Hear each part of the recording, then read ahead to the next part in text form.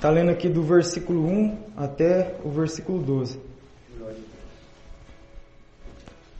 Amém?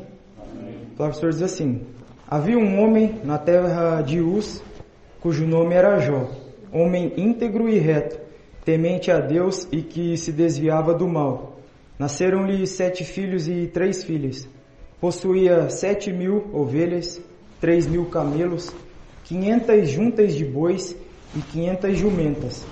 Era também muito numeroso o pessoal ao seu serviço, de maneira que este homem era o maior de todos os do Oriente. Seus filhos iam às casas uns dos outros e faziam banquetes, cada um por sua vez, e mandavam convidar as suas 3 irmãs a comerem e beberem com eles. Decorrido o turno de seus banquetes, chamava Jó seus filhos e os santificava. Levantava-se de madrugada e oferecia holocaustos segundo o número de todos eles, pois dizia: talvez tenham pecado os meus filhos e blasfemado contra Deus em seu coração. Assim o fazia Jó continuamente. Versículo 6. Num dia em que os filhos de Deus vieram apresentar-se perante o Senhor, veio também Satanás entre eles. Então perguntou o Senhor a Satanás: de onde vens? Satanás respondeu ao Senhor e disse: de rodear a terra e passear por ela. Perguntou ainda o Senhor a Satanás: observastes o meu servo Jó? Porque ninguém há na terra semelhante a ele, homem íntegro e reto, temente a Deus e que se desvia do mal. Então respondeu Satanás ao Senhor: porventura Jó debalde teme a Deus? Acaso não o cercaste e concebe? A ele, a sua casa e a tudo quanto tem? A obra de suas mãos abençoaste, e os seus bens se multiplicaram na terra. Estende, porém, a mão e toca-lhe em tudo quanto tem, e verás se não blasfema contra ti na tua face. Versículo 12. Disse o Senhor a Satanás: eis que tudo quanto ele tem está em teu poder, somente contra ele não estendas a mão. E Satanás saiu da presença do Senhor. Amém? Os irmãos podem tomar o vosso assento. Irmãos, essa é uma palavra muito conhecida. Os irmãos já devem ter ouvido dezenas de mensagens sobre este livro. Mas nessa noite eu não pretendo pregar, dar um panorama do livro para os irmãos, mas sim expor os 12 versículos que eu acabei de ler. Só para introduzir, irmãos, nós fomos criados à imagem e semelhança de Deus. Lá no livro de Gênesis, nos primeiros capítulos, quando Deus cria tudo que existe, o cosmos e o homem feito à sua imagem e semelhança, você percebe que Deus criou o homem para viver em comunidade. Você vê que quando o homem estava só, ele fez uma adjutora, uma mulher, para que estivesse ao lado dele. E não somente isso, Deus também deu uma ordem para que o homem povoasse a terra. E nós vemos que como nós vivemos em comunidade, os nossos familiares, nossos amigos, as pessoas próximas a nós e ainda aqueles que não são próximas a nós, é natural que nós sintamos a dor do nosso próximo. Quando o nosso próximo ele está ali doente, está passando por um momento difícil, por exemplo, quem tem filho, ainda mais, se você vê seu filho doente, aquilo entristece seu coração. Por quê? Porque nós fomos criados para viver em comunidade. E não somente isso, não somente algo natural do ser humano, que nós sintamos isso, mas também é uma obrigação, porque a palavra de Deus diz que nós devemos nos alegrar com aqueles que se alegram, mas nós também devemos chorar com aqueles que choram. Então nós temos uma dupla responsabilidade, não somente uma condição natural, mas também uma obrigação. E quando nós olhamos para esse livro de Jó, nós também tomamos esse homem como uma pessoa assim que praticamente só sofreu. O livro todo ele passa só sofrendo. Se você já leu o livro de Jó, você vê que a partir do versículo 13 até o capítulo 42, esse homem só sofre. É enfermidade, é perca de filho, é perca da sua renda, do seu patrimônio, tudo. Ele perde tudo durante o livro. Mas, e isso nos torna, como eu posso assim dizer, nos familiariza com o sofrimento dele. Isso é algo natural nosso. Mas eu queria já que os irmãos observassem o versículo primeiro, que não começa, diferente de alguns livros da Bíblia, ele não começa dando uma genealogia. A gente não sabe de onde esse homem era. Provavelmente esse homem nem israelita era. O livro de Jó é talvez um dos livros mais antigos da Bíblia. Talvez um dos primeiros livros que foi escrito na Bíblia. Aí você pode pensar, mas e o livro de Gênesis? O livro de Gênesis veio depois. Porque se você for procurar estudar sobre o livro de Jó, você vai ver que o hebraico de Jó é totalmente diferente do hebraico do livro de Gênesis, dos demais livros do Antigo Testamento. E eu quero levantar duas questões aqui. Primeiro, quem escreveu esse livro e qual foi o propósito do autor ter escrito esse livro? A gente não sabe quem escreveu esse livro. Os teólogos não sabem quem escreveu esse livro, mas há um consenso que provavelmente o autor desse livro é Moisés. E por qual propósito Moisés escreveria este livro? Bom, se você lembra da história de Moisés, lá no livro de Êxodo, daquele episódio em que tinha um egípcio e um israelita. O egípcio estava ali maltratando o israelita. Moisés vê aquilo, ele vai lá e mata o egípcio e enterra na terra. Passados uns dias, tinha dois israelitas discutindo. Aí, Moisés chega até esses dois patrícios dele e fala, por que vocês estão discutindo? Aí um pega, olha para Moisés e fala assim, por que você está dizendo isso para mim? Alguém te levantou como juiz aqui entre nós? Você vai querer fazer comigo da mesma forma como você fez com aquele egípcio? Então, após esse episódio e Faraó querer matar Moisés, ele foge para a terra de Midian. E é muito provável que de lá da terra de Midian, Moisés escreveu este livro. Mas com que propósito? Se nós observarmos todo o livro de Êxodo, nós vamos ver que, na verdade o início, nós vamos ver que os israelitas estavam sofrendo ali, sofrendo naquela terra. Então, provavelmente Moisés escreveu este livro de Jó com o intuito de confortar o coração dos israelitas para mostrar o quê? O sofrimento do justo. Vê como que a teologia de hoje, muitas pessoas têm o seu pensamento acerca da pessoa de Deus mais atrelado com a teologia dos amigos de Jó do que com a teologia do livro de Jó. Vê como as pessoas pensam assim, bom, se você está sofrendo é porque você pecou, se você está endividado é porque você pecou, se você está passando por alguma necessidade, isso é pecado, vai se arrepender. Nem sempre, irmãos, nem sempre. O livro de Jó nos confronta e nos mostra que o sofrimento também chega na tenda do justo, daquele que está fazendo a vontade de Deus. E eu já convido os irmãos, aquele que tem a sua Bíblia aberta, a estar observando comigo os 12 versículos. Vai começar dizendo assim, havia um homem na terra de Uz. Irmãos, nós não sabemos aqui aonde é essa terra de Uz. Como eu já disse, o livro de Jó é talvez o livro mais antigo de toda a Bíblia. Essa terra de Uz, alguns dizem que é próximo ao deserto da Arábia. Próximo ao deserto da Arábia. Lá vivia um homem cujo nome era Jó. E aqui o autor do livro, que a gente não sabe, talvez muito possível que seja Moisés, ele vai dar 4 atributos. Vai falar 4 atributos acerca da pessoa de Jó. Homem íntegro e reto, temente a Deus e que se desvia do mal. Se você for procurar o significado de integridade e retidão, você vai ver que é a mesma coisa. Isso aqui é uma ênfase do autor para dizer que esse homem era um homem bom. Não que ele não tinha pecado. Ele era um homem pecador. Mas ele era um homem bom, era um homem que procurava fazer a vontade de Deus. Tanto é que ele vai continuar dizendo os 2 últimos atributos, que vai dizer assim, temente a Deus que se desviava do mal. Isso aqui também, se você for colocar, no fim das contas também quer dizer a mesma coisa. Por quê? Quem teme a Deus se desvia do mal. Quem teme a Deus procura fazer a vontade de Deus. Logo, Deus não quer que ninguém peque. Então, se você teme a Deus, é lógico que você vai se desviar do mal. Agora, eu chamo a sua atenção para a primeira observação aqui, que não somente um homem íntegro e reto, um homem bom, mas também um homem abençoado. Versículo 2. Nasceram-lhe 7 filhos e 3 filhas. Irmãos, isso aqui na cultura do Antigo Oriente, a pessoa, quanto mais filho ela tinha, mais eles consideravam aquilo como um sinal da bênção de Deus. Se você pega uma história conhecida, por exemplo, a história de Ana, aquela mulher se sentia como se ela tivesse o desprazer de Deus. Por quê? Porque ela não gerava.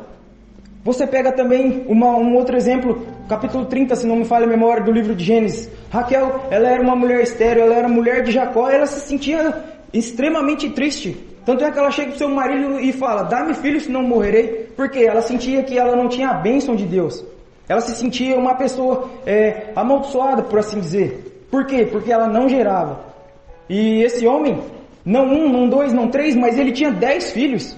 10 filhos. Diante dos homens, esse homem era um homem considerado um homem abençoado por Deus. Não somente isso, mas também um homem rico. Olha, o versículo 3 vai dizer assim: possuía 7.000 ovelhas, 3.000 camelos, 500 juntas de bois e 500 jumentas. Era também muito numeroso o pessoal ao seu serviço, de maneira que este homem era o maior de todos os do Oriente.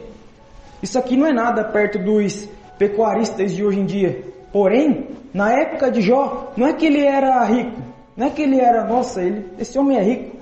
É que ele era extremamente rico, ele era o maior de todos. O versículo vai terminar dizendo que era o maior de todos os do Oriente. Não havia ninguém na terra do Oriente, na terra de Uz, que podia se comparar com a riqueza de Jó. Não somente um homem abençoado, mas também um homem rico.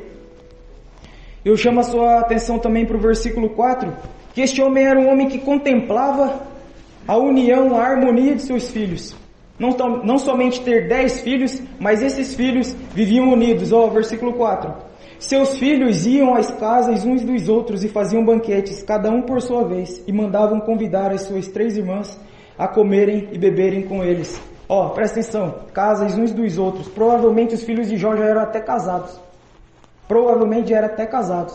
Não somente ele contemplava a harmonia dos seus filhos, mas ele também contemplava os seus filhos estáveis na terra. Pela graça de Deus, os filhos deste homem estavam estabelecidos na terra. Versículo 5. Decorrido o turno de dias de seus banquetes, chamava Jó seus filhos e os santificava. Levantava-se de madrugada, oferecia holocaustos segundo o número de todos eles, pois dizia: talvez tenham pecado os meus filhos e blasfemado contra Deus em seu coração. Veja que, apesar de provavelmente esses filhos de Jó já serem até casados, este homem era o profeta e o sacerdote do seu lar, porque ele tinha um cuidado ainda assim com seus filhos. Ele se preocupava. Olha o que ele disse: talvez tenham pecado os meus filhos e blasfemado contra Deus em seu coração. Ainda que o pecado dos seus filhos não tivesse sido algo externo, como por exemplo um adultério, uma fornicação que todo mundo fica sabendo, ele se preocupava com os pecados ocultos dos seus filhos. Não somente um homem piedoso, mas ele também se preocupava com a piedade de seus filhos. Então aqui, no versículo 6, chega na entrevista de Deus com seus filhos e vai dizer assim: num dia em que os filhos de Deus vieram apresentar-se perante o Senhor, veio também Satanás entre eles. Então perguntou o Senhor a Satanás: de onde vens? Satanás respondeu ao Senhor e disse: de rodear a terra. 8, presta atenção nesse versículo. Perguntou ainda o Senhor a Satanás: observastes o meu servo Jó?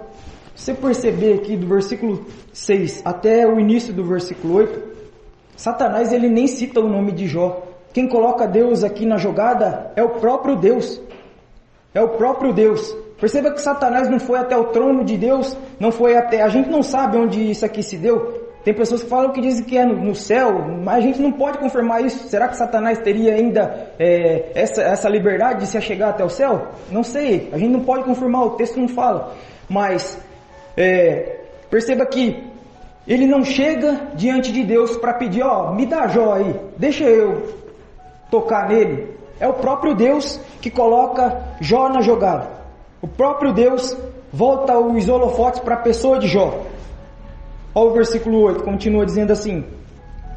Perceba que também o testemunho de Deus confirma o testemunho do autor. Olha o que Deus vai dizer: porque ninguém há na terra semelhante a ele, homem íntegro e reto, temente a Deus, que se desvia do mal. Aqui acrescenta: ninguém há na terra semelhante a ele. Se você chegasse na terra de Uz, se alguém chegasse na terra de Uz e perguntasse: existe aqui alguma pessoa que serve a Deus? Existe aqui um homem de Deus? Certamente as pessoas apontariam para Jó. Jó seria essa pessoa. Ele era conhecido não somente diante dos homens por ser uma pessoa íntegra e reta, que temia Deus e se desviava do mal, mas ele também era conhecido assim diante de Deus. Tanto é que o próprio Deus dá o testemunho para o adversário que Jó era um homem íntegro, que se desviava do mal, um homem bom diante da sua geração pecaminosa. E o versículo 9 vai continuar dizendo assim: então respondeu Satanás ao Senhor: porventura Jó debalde teme a Deus, Presta atenção, irmãos, a astúcia do diabo. Jó debalde teme a Deus. Sabe o que Satanás está querendo dizer aqui? Você acha que é vão? Você acha que é em vão que ele está te servindo? Ele está querendo dizer aqui que Jó é um interesseiro. Jó só servia a Deus por interesse. Presta atenção no versículo 10, que ele vai dar dois motivos por esse obedecer de Jó. Ele vai dizer assim, ó, acaso não cercaste com a sebe a ele e a sua casa, e a tudo quanto tem, a obra de suas mãos abençoaste, e os seus bens se multiplicaram na terra. Ele está querendo dizer aqui que Jó só servia, obedecia a Deus, só temia a Deus, se desviava do mal, porque Deus o protegia. Cercar com a sebe quer dizer que Deus o protegia, Deus o cercava com uma cerca, e Deus o abençoava. Perceba aqui, ó a astúcia do inimigo. Jó só servia a Deus porque Deus o abençoava e Deus o protegia. Aí 11 vai dizer assim, estende porém a mão e toca-lhe em tudo quanto tem, e verás se não blasfema contra ti na tua face. Não é que o diabo pediu uma parte da renda de Jó. Não é que o diabo queria uma parte da família de Jó. Ele pede tudo. Tudo que ele tem. Tudo que ele tem. E o que mais assusta, irmãos, é o versículo 12, ó. Disse o Senhor a Satanás, eis que tudo quanto ele tem está em teu poder. Perceba que, como eu já até disse aqui, Satanás não foi até lá pedir para tocar na vida de Jó. Satanás talvez não estava nem pensando em Jó. Deus colocou ele na jogada. Deus permite, dá poder ao diabo para que ele venha tocar no seu servo. Com isso Deus ia fazer o quê? Deus ia privar a graça. Não é que Deus ia abandonar o seu servo, ia deixar ele ao léu. Porque se fosse assim, o diabo ia matar ele. Mas Deus, ele priva um pouco da sua graça e permite que esse homem seja tocado. Vai continuar dizendo, somente contra ele não estendais a mão, e saiu Satanás da presença do Senhor. Deus, na sua soberania, irmãos, ele pode fazer qualquer coisa. A única coisa que Deus, é impossível que Deus faça, e a Bíblia diz, é que Deus minta, que Deus peque, porque ele é puramente santo, Mas Deus, ele permite que o mal chegue na tenda do ímpio e na tenda do justo. Na tenda daquele que faz o querer de Deus e daquele que não faz. É um erro nosso pensar também em um pensamento dualista. Já viu, talvez na internet, não sei, no WhatsApp, uma imagem assim de um ser representando Deus e um ser representando o diabo, uma figura assim, e os dois tirando uma queda de braço? Um pensamento totalmente dualista, como se os dois tivessem o mesmo poder. Perceba que o diabo, ele pediu, ele não é que ele chega diante, ele vai até Jó e toca nas coisas de Jó. Deus concede a liberdade até certo ponto para que ele se achegasse até o seu servo. O diabo não faz o que ele quer. Ele não faz o que ele quer. Ele vai até onde Deus permite que ele vá. Ele vai até onde Deus permite que ele vá. Na antiga cultura persa existiam dois deuses, Arimã e Ormuz. E os persas, eles tinham a ideia errada também, assim como muitas pessoas hoje, de pensar que o poder do bem é comparável ao poder do mal. O poder de Deus é comparável ao poder do diabo e vice-versa. Vê como muitas vezes nós temos mais medo do diabo do que do próprio Deus? Nos evangelhos nós vemos o Senhor Jesus falando que nós devemos temer não aquele que mata o corpo, mas aquele que tem poder de lançar até o corpo e a alma no inferno. Ou seja, o próprio Deus, o Senhor Jesus. E diante desse texto, irmãos, para encerrar já, eu trago 3 aplicações para os irmãos nessa noite. A primeira é a seguinte. Jó, com base nesses 12 versículos que eu preguei. Jó foi fiel ao Senhor no muito. Quando tudo ia bem em sua vida, seus filhos viviam em harmonia, tinha muitíssimos empregados ao seu serviço e muitos bens. E nós, temos sido fiéis quando as coisas vão bem? Perceba, irmãos, que, como eu já disse, se você ler todo o livro de Jó, a partir do versículo 13 até o capítulo 42, você vai ver esse homem sofrendo. Porém, nesses versículos que eu li até agora, de 1 a 12, esse homem era o maior de todos os do Oriente, um homem extremamente rico, ainda assim ele não deixava de servir a Deus. Vê como nos dias de hoje, não somente hoje, mas durante todo o período da igreja, as pessoas, quanto mais as pessoas têm, quanto mais riqueza, quanto mais as pessoas são abençoadas por Deus, mais as pessoas se esquecem de Deus. Esse homem era fiel no muito. Nós vamos ver também, eu peço para os irmãos que quando tiver a oportunidade, lê o livro todo. Nós vemos que ele não foi só fiel no muito, mas também fiel no pouco. Um exemplo quando rico, também um exemplo quando perdeu tudo. E nós, irmãos, nós temos servido a Deus quando as coisas vão bem. Às vezes nós fazemos tantos pedidos a Deus, Senhor, me conceda isso, se for da tua vontade, e Deus vai e concede, a pessoa some da igreja. Eu não digo nem sumir da igreja, é sumir da presença de Deus, é fazer como o Jonas, tentar sumir da presença de Deus, é deixar de fazer a vontade de Deus. Como eu já disse no início, nós somos criados para viver em comunidade. Então vir à igreja não é como se fosse uma obrigação, é um dever, irmãos, nós devemos nos reunir. Não para ser salvo, porque a salvação não é por obras, é pela graça de Deus. Mas nós devemos estar ligados ao corpo. Não existe uma perna, uma mão que viva fora do corpo. Se uma mão for amputada do corpo, ela morre.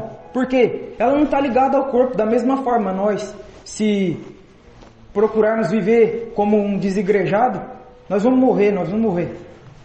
Digo espiritualmente. A segunda aplicação que eu trago não sabemos o que Jó planejava para o futuro, mas os propósitos de Deus foram diferentes dele. Irmãos, presta atenção, eu duvido que Jó pediu para sofrer, para vivenciar tudo que ele vivenciou no decorrer deste livro. Eu duvido que Jó pediu alguma vez, orou a Deus para ser provado da maneira que ele foi provado. Quantos propósitos esse homem devia ter? Quantos projetos esse homem devia ter? Mas se você for perceber, prestar atenção aqui, os propósitos de Deus foram totalmente ao contrário dele. Totalmente ao contrário dele. Então, irmãos, que nós não venhamos a ficar frustrados se as coisas não ocorrerem conforme a gente quer. Mas, Senhor, por que não deu certo? Não é porque. Segue a sua vida, irmão. Segue a sua vida. Senhor, obrigado pelo fôlego de vida. Nós devemos ser grato, irmão. Ser grato. Esse homem, quando ele perdeu toda a sua renda, todo o seu patrimônio, seus filhos, ele não blasfemou, ele não culpou a Deus. Pelo contrário, ele disse, Deus me deu, Deus tomou. Bendito seja o nome do Senhor. Ele exaltou o Senhor por isso. Então, se os seus planos, se os seus projetos não saírem conforme você quer, ao invés de blasfemar contra Deus, de murmurar contra Deus, agradeça a Deus. E a terceira e última aplicação Deus é soberano e está no controle de tudo. Nada acontece por acaso, assim como na vida de Jó, também na nossa. Não houve um momento em todo o livro em que Deus não soubesse ou não controlasse todas as coisas. Perceba que Deus permitiu que tudo isso viesse acontecer com esse homem. Isso daqui não foi obra do acaso, ou diferente do que os amigos dele, supostos amigos dele, pensavam. Esse homem pecou, se arrepende do seu pecado. Não. Aquilo foi uma permissão de Deus. Deus tinha um propósito em tudo aquilo. Deus tinha um propósito em tudo aquilo. E certamente a aflição que você passa, as dificuldades que você passa, não é para que você venha blasfemar contra Deus, mas tem um propósito que ainda que nós não entendamos agora, mais para frente a gente vai entender. E eu agradeço aí a oportunidade e retorno o trabalho à irmã Dara.